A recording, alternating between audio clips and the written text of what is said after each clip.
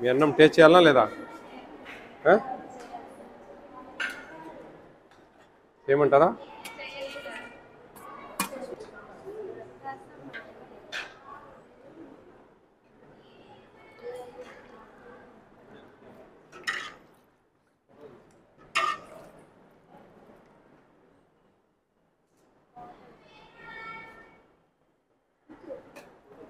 నేను పర్లేదు పర్లేదు.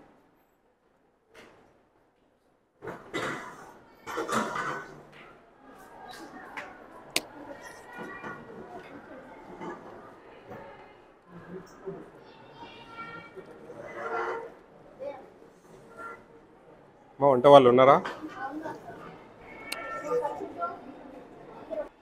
ఏమంత రుచికరంగా లేదు. మసాలాలు ఏమేయరా? మసాలా పొడి ఏమేయరా? ఏం లేదే. ఇది వార్డెనే మెయింటైన్ చేస్తున్నారా? Purchasing committee. ఎగ్స్ లేవా ఇక్కడ? ఏమి ఏస్డబ్ల్యూ ఎగ్స్ స్టాక్ తెచ్చి పెట్టుకోరా? ఏం లేవండి ఇక్కడ. డైలీ ఇస్తున్నారా ఎగ్స్? పిల్లల్ని అడిగేది కదా, పెద్ద చాటభారతం ఉంది మీ మీద. ఏమేమి పని లేక రాలేదమ్మా నేను యాడ్ నుంచో. అదే పని ఈ హాస్టల్ గురించి వచ్చినా. పెద్ద చాటభారతం చదవాలా ఇప్పుడు? అంతా ఇంత లేదు. ఎగ్స్ లేవమ్మా. ఏమమ్మా ఒకరోజు ముందు తెచ్చుకోరా ఎవరైనా? ఏ రోజు ఆ రోజు అంటే మేము ఎట్లా? How can believe you? Chicken ఎంత ఇస్తున్నారు? ఎన్నిసార్లు ఇస్తున్నారు? లేదండి, 1 టైం ఇస్తున్నారు మీరు చికెన్. ఎన్ని గ్రాములు ఇస్తున్నారు? 150 అంతేనా ఇవ్వాల్సింది? 150 కంటే ఎక్కువ అండి, మీరు రిజైన్ చేస్తారా? 150 కంటే ఎక్కువ ఇవ్వాలని నేను నిరూపిస్తే మీరు రిజైన్ చేస్తారా? మరి నాకు చెప్తారా ఏంది? ఎంత ఇవ్వాలని చెప్పాలి కదా మీరు. ఎంత ఇవ్వాలా? ఎన్ని గ్రామ్స్ ఇవ్వాలి మీరు చెప్పాలా? చెప్పండి ఎన్ని గ్రామ్స్ ఇవ్వాలా? మీరు 2 టైమ్స్ వీక్లీ ఇస్తారు కదా, 1 టైం ఎంత ఇవ్వాలా చికెన్ వాళ్ళకు?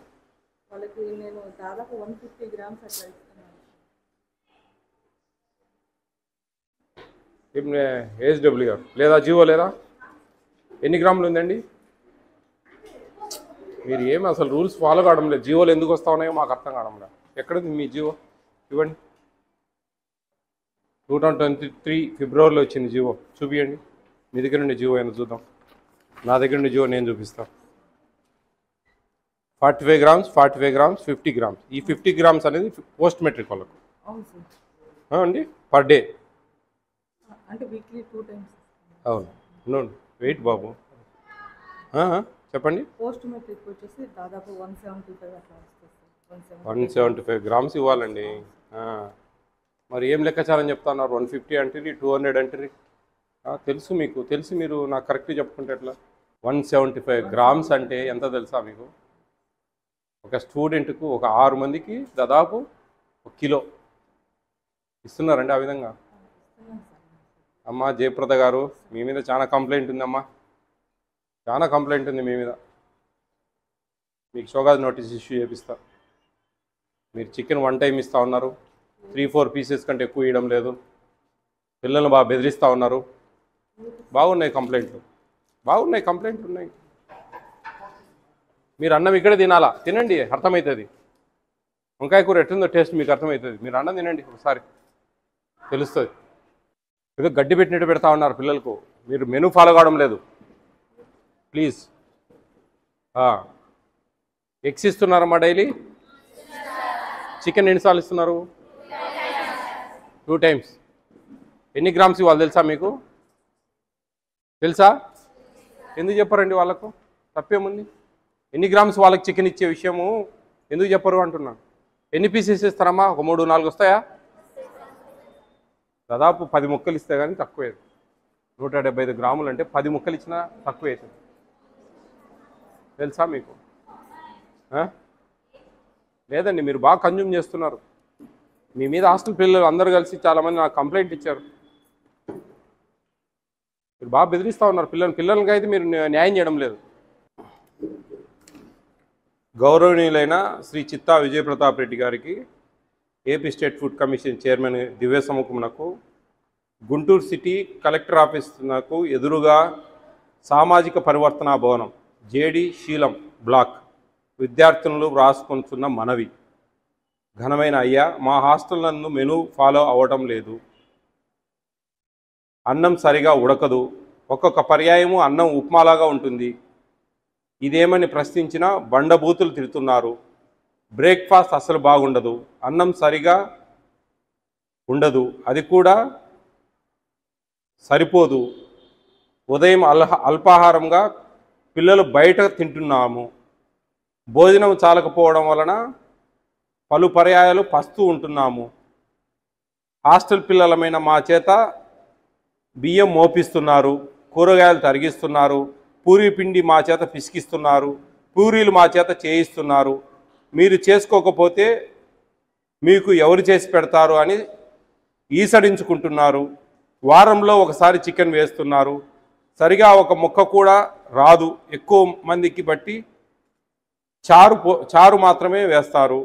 ఇదేమని ప్రశ్నిస్తే మీ మొహానికి ఇది చాలు, మీ కొంపల దగ్గర దీనికంటే కూడా గతి లేక కదా ఇక్కడ వచ్చింది అని నీచంగా వార్డెన్ మాట్లాడుతుంది. ఇక్కడ జరుగుతున్న దోపిడీ. కొందరు గుర్తు తెలియని వ్యక్తులు బియ్యం బస్తాలను అనధికారికంగా మోసుకు వెళ్తున్నారు. మా హెల్త్ సరిగా లేనప్పుడు హాస్టల్లోనే కాలేజీలోనే వెళ్లకుండా ఉన్న సమయంలో విద్యార్థులమైన మేము కల్లారా చూశాము. హాస్టల్ వార్డెన్ పిల్లలకు తీసుకువచ్చిన కూరగాయలు సగం ఇంటికి తీసుకొని వెళ్తుంది. అలాగే చికెన్ కూడా పిల్లలకు తెచ్చిన చికెన్ నుండి తనకు కావాల్సినంత తీసుకొని వెళ్తుంది. మెనూ గురించి ప్రస్తావిస్తే వార్డెన్ మేడం నోటితో చెప్పడానికి వీలు కాని బండబూతులు తిడుతుంది. హాస్టల్ మానేసి వేరే హాస్టల్కి వెళ్తాము అనుకుంటే ఆ వేరే హాస్టల్ కూడా చేరనీయకుండా వేరే హాస్టల్ వార్డెన్తో మాట్లాడి అక్కడ కూడా చేరనీయడం లేదు. వార్డెన్ జయప్రద పక్కా ఫ్రాడ్, రౌడీ రాండ్లా బిహేవ్ చేస్తుంది. తన దోపిడీని అన్యాయాన్ని ప్రశ్నించితే మీకు దిక్కున్న చోట చెప్పుకోండి, మమ్మల్ని ఎవరూ పీకలేరు, మాకు బలంగా డీడీ సపోర్ట్ ఉంది, నేను భారీగా ఆమెకు ముడుపులు చెల్లిస్తూ ఉన్నాను, మీరు మమ్మల్ని ఏమీ చేయలేరు అంటుంది.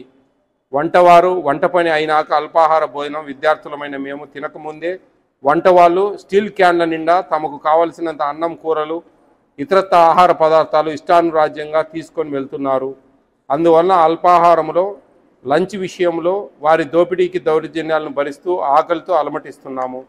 కోడిగుడ్ల విషయంలోనూ, పాల విషయంలోనూ, చికెన్, ఇలా ప్రతి విషయంలోనూ మమ్మలను దారుణంగా మోసం చేస్తున్నారు.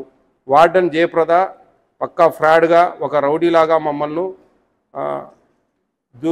దునుముతోంది. ఆమె అవినీతి వలన మా బాధలు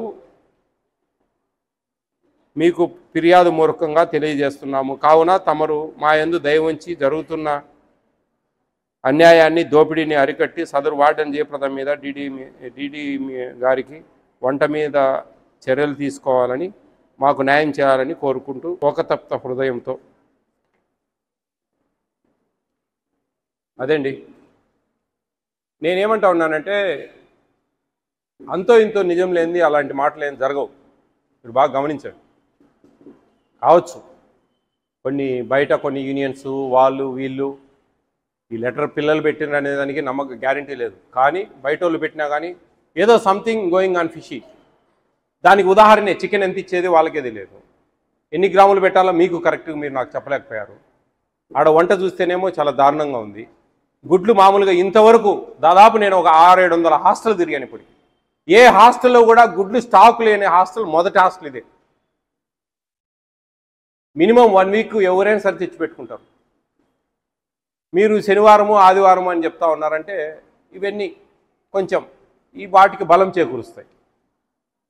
వంకాయ కూర బాగాలేదండి, నిజం చెప్తున్నా. నాకేమి నేను మామూలు కొంచెం బాగున్నా కానీ పర్లేదమ్మా బాగానే ఉంది, బాగా చేసుకోండి అని చెప్పే వ్యవహారం నాది. పోస్ట్ మెట్రిక్ హాస్టల్ ఇది.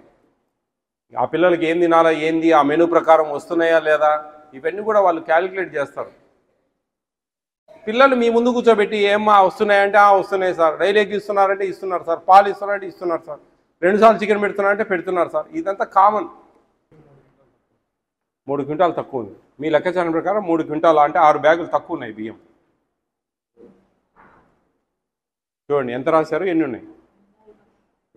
రాయకుంటే ఎట్లా అండి? యాడ్ చేశారంటగా. యాడ్ చేసినట్టు చూడండి. ఎస్డబ్ల్యూ గారు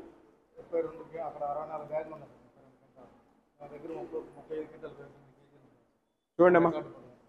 చిన్నపిల్లలకి చెప్పినట్టు మేము మీకు చెప్పడం ఏందండి, ఒక ప్యాకెట్ బయటకు పోయి ఎక్స్పైర్ అయ్యి పిల్లలకి ఏదన్నా జబ్బు పడితే జైలుకు పోతారు. మీరు తెలుసా? జైలుకు పోతారండి. క్రిమినల్ కేసులు బుక్ అవుతాయి. ఏం ఆషామాషిగా లేదు. ఇన్ని కోట్లు పెట్టి ఇన్ని లక్షలు పెట్టి ప్రభుత్వం ఎందుకు ఇస్తా ఉంది వాళ్ళకు? మీరు జాగ్రత్తగా లేనప్పుడు ఎట్లా? ఎస్డబ్ల్యూ గారు మీ విజిట్ ఎప్పుడు చేశారండి? చూడండి దీని పరిస్థితి చెప్పండి. మరి మీరు మంత్లీ 2 టైమ్స్ వస్తున్నారు కదా. దాదాపు 7 బాక్సులు ఉన్నాయి. అవి అయిపోవు రేపటికి, ఎల్లుండికి అవే ఇస్తారు. ఏదైనా అయితే ఏందండి పరిస్థితి? ఇది ఆషామాషి కాదు. ఎవరు లేరులే, ఎవరేం పీక్కోలేరులే ఆ లెటర్లో రాసినట్టుగా కాదు. ఫుడ్ కమిషన్ ఏదో ఒకటి ఉంది, గుర్తుపెట్టుకోండి. ఇక్కడ మీ లెవెల్లో మీకు గుంటూరు డీడీ లెవెల్, ఏఎస్డబ్ల్యూలు, మీకు జేసీలు ఉన్నట్లు వాళ్ళకు పైన ఉన్నాం మేము. ఫుడ్ కమిషన్ అనేది ఇస్ ఏ కమిషన్. ఇది వాళ్ళ హక్కులు కాపాడడానికి ఉన్నాం మేము. ఏది కానీ ఎక్స్పైర్ డేట్ కానీ స్టాక్ వేరియేషన్స్ కానీ మెనూ ప్రకారం రాకున్నా కానీ మీ బాధలు ఏమంటే మీ ఆఫీసులో చెప్పుకోండి. మాకు అనవసరం. ఆడ జీవో ఉంది, ఆడ మెనూ ఉంది, దాని ప్రకారం ఇవ్వాల్సిందే.